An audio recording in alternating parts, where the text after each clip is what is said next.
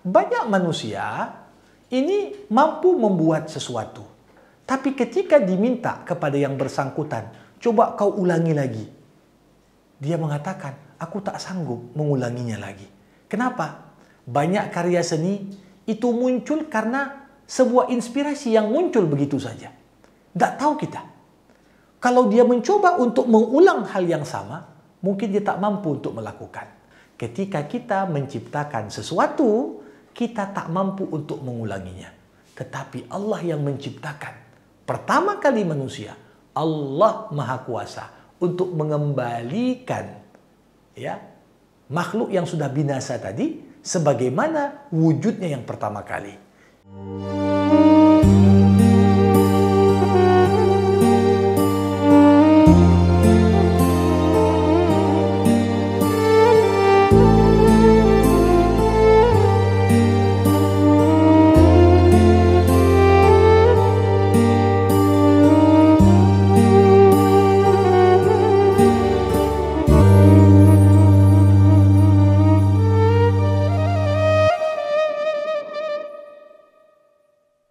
Acara ini dipersembahkan oleh Retali Mustajab Travel Cabang Medan. Umroh hemat, ibadah nikmat. Assalamualaikum warahmatullahi wabarakatuh. Alhamdulillahi rabbil alamin wal aqibatu lil muttaqin wala udwana illa 'alal zalimin. Summa salatu wassalam ala khairi man ba'athahu Allah rahmatan lil alamin sayyidil anbiya'i wal mursalin Rasulullah Muhammad sallallahu alaihi wasallam wa ala alihi wa sahbihi ajma'in. Para pemirsa, kembali kita berjumpa dalam program Meneladani Akhlak Allah dalam Asmaul Husna. Episode kita kali ini, episode yang ke-75, dan kita akan membahas nama Allah Al-Mu'id setelah di episode sebelumnya kita bahas nama sandingannya Al-Mubdi. Kalau Al-Mubdi artinya Allah Subhanahu wa Ta'ala, Tuhan yang maha mengawali penciptaan makhluk, maka Al-Mu'id artinya Allah Subhanahu wa Ta'ala, Tuhan yang maha mengulangi penciptaan makhluk. Jadi Allah sebagaimana mampu untuk menciptakan kita pertama kali, Allah juga mampu untuk mengulang penciptaan kita. Banyak manusia ini mampu membuat sesuatu. Tapi ketika diminta kepada yang bersangkutan, coba kau ulangi lagi. Dia mengatakan, aku tak sanggup mengulanginya lagi. Kenapa? Banyak karya seni itu muncul karena sebuah inspirasi yang muncul begitu saja. Tak tahu kita. Kalau dia mencoba untuk mengulang hal yang sama, mungkin dia tak mampu untuk melakukan. Bayangkan, ini pada manusia yang menunjukkan betapa lemahnya kita sebagai manusia ketika kita menciptakan sesuatu, kita tak mampu untuk mengulanginya. Kalau diminta seorang yang melukis, lukisan bernilai karya seni tinggi, diminta, coba kau ulang lukisan yang sama. Mungkin ketika dia mengulang, lukisan yang sama tidak akan sama dengan sebelumnya. Begitulah potret gambaran manusia, tempatnya kelemahan, tempatnya segala ketidaksempurnaan. Namun Allah Subhanahu wa Ta'ala, kama bada'na awwala khalqin nu'iduh, sebagaimana kami ciptakan semua makhluk pertama kali dengan sempurna, kami akan ulangi penciptaannya sama seperti awal tadi. Dan ini adalah potret gambaran kemahakuasaan Allah. Coba bayangkan, para hadirin, berapa banyak orang-orang yang sudah meninggal dunia. Ada yang meninggal dikubur, ada yang meninggal tenggelam, ada yang meninggal dibakar. Menurut logika manusia, yang sudah dibakar, tulang belulang, dagingnya sudah berubah menjadi abu. Bahkan abunya pun kadang-kadang dalam kepercayaan agama tertentu dibuang ke dalam sungai. Gak tahu lagi. Tetapi Allah yang menciptakan pertama kali manusia, Allah Maha Kuasa untuk mengembalikan makhluk yang sudah binasa tadi sebagaimana wujudnya yang pertama kali. Inna nahnu nuhyil mauta wa naktubu ma qaddamu wa atharahum wa kulla syai'in ahsaynahu fi imamin mubin. Jadi ketika Allah hidupkan kembali, yang dihidupkan itu adalah yang diciptakan sebagaimana diciptakan pertama kali, tanpa ada perbedaan sedikit pun. Makanya Imam Al-Ghazali mengatakan nama Al-Mu'id, Allah Subhanahu wa taala Maha menghidupkan kembali ya segala benda yang pernah binasa dan mati untuk dihidupkan kembali tanpa ada perbedaan sedikit pun.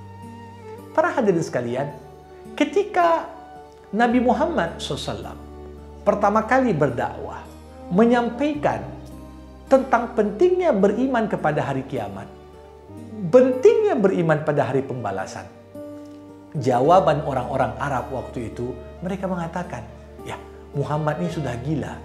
Masa tulang belulang yang sudah terurai dengan tanah nanti akan dihidupkan lagi. Mereka menganggap itu sesuatu yang sangat mustahil untuk bisa terjadi.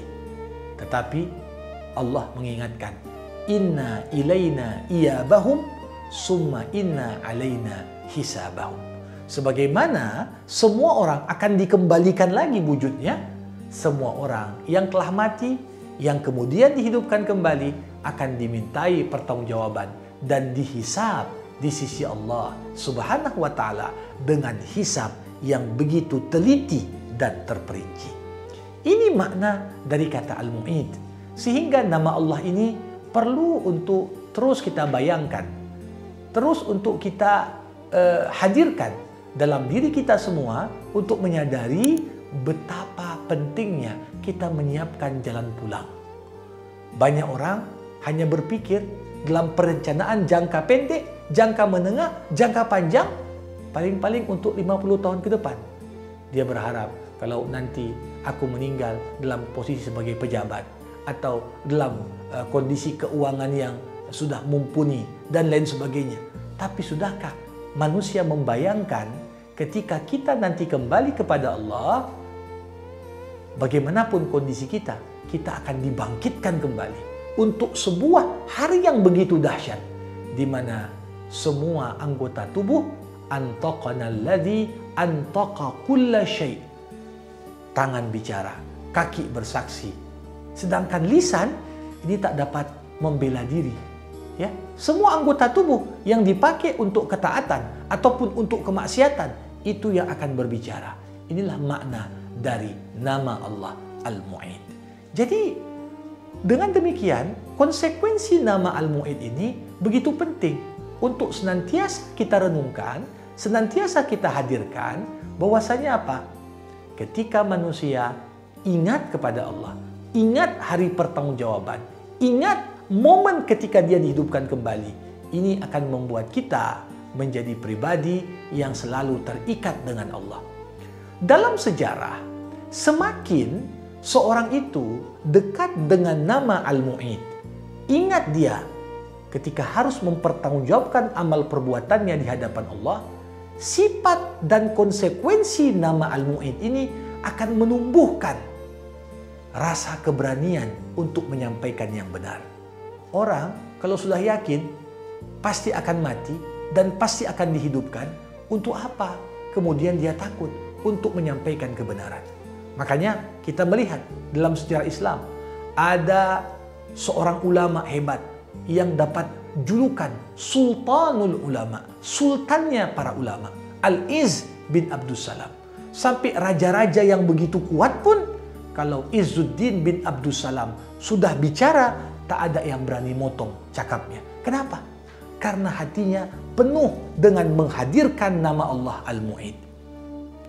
Ada juga Imam Hasanul Basri, seorang ulama tabi'in yang begitu berani menyampaikan kebenaran. Sikit pun tidak ada keraguan pada diri Hasan Basri untuk takut, untuk khawatir dengan tekanan. Bahkan dalam sebuah riwayat dikisahkan Hasan Basri dijemput paksa oleh Al-Hajjaj yang ingin membunuhnya di istananya. Tapi di saat Hasan Basri ingin masuk ke dalam istana Hajjaj, dia baca doa. Doa yang merubah 100% apa yang dibuat oleh Hajjaj kepadanya. Apa doanya? Ya maladhi inda kurbati wa ya mu'nisi fi wahsyati ij'al naqmatahu alayya bardan wa salaman kama ja'altan nar bardan wa salaman ala Ibrahim. Wahai Tuhan, tempat aku mengadu ketika aku sendirian, tempat aku berlindung ketika aku ketakutan.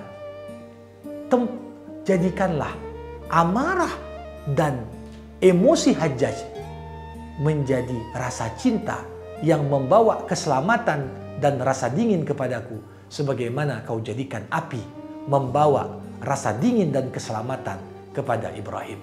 Apa yang terjadi? Hajjaj yang ingin membunuh Hasan Basri justru menyambutnya, memuliakannya, memberi semua apa yang dia punya. Sedikit pun Hajjaj tidak terpikir untuk membunuh Hasan Basri. Dan pengawal yang menjemput, yang Algojo yang ingin membunuh sampai bingung. Kok bisa berubah?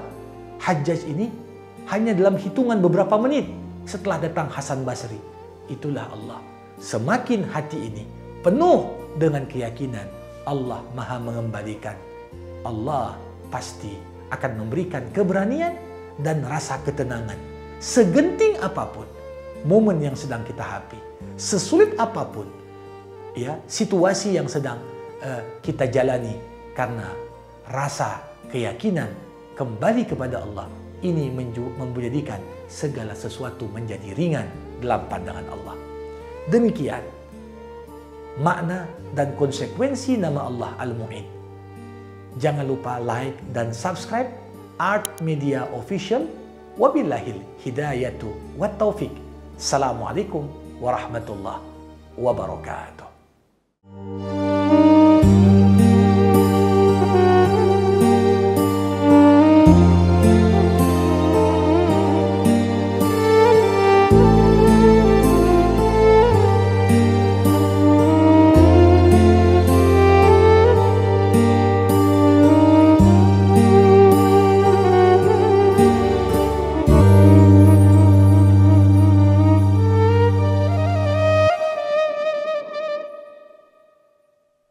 Acara ini dipersembahkan oleh Retali Mustajab Travel Cabang Medan. Umroh hemat, ibadah nikmat.